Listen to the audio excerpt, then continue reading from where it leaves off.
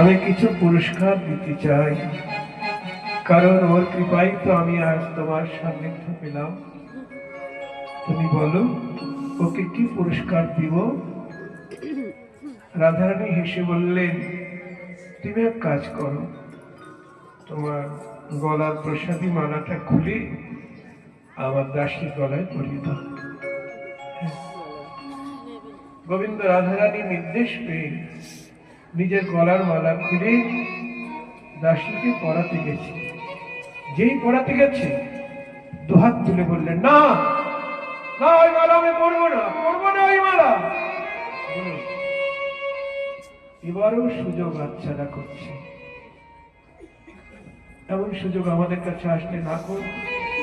গোবিন্দের প্রসাদী মালা নিজের হাতে পরাতে আসে, কত ভাগ্য না? কিন্তু দাসী প্রত্যাখ্যান করছে, না ওই মালা আমি পরবো না।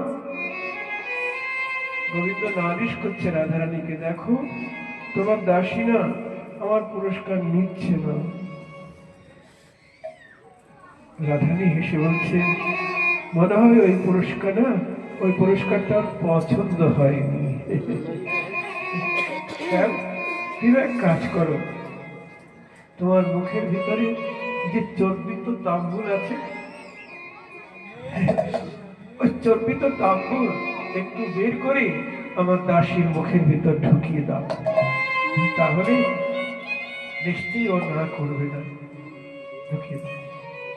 রাধারানীর নির্দেশ পেয়ে গোবিন্দ নিজের চর্বিত তাম্বুল মুখের থেকে বের করে দাসীকে দিতে গেলেন।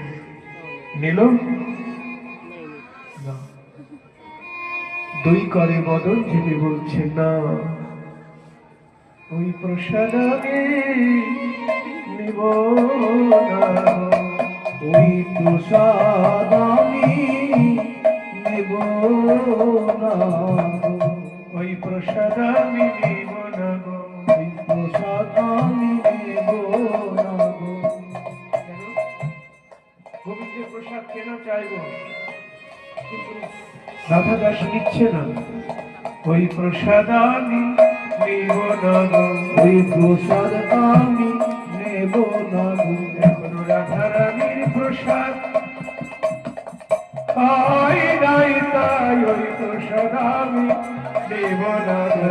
রাধারানীর প্রসাদ হয় নাই, তাই ওই প্রসাদ আমি নেব না গো। এখনো রাধারানীর প্রসাদ হয় নাই, তাই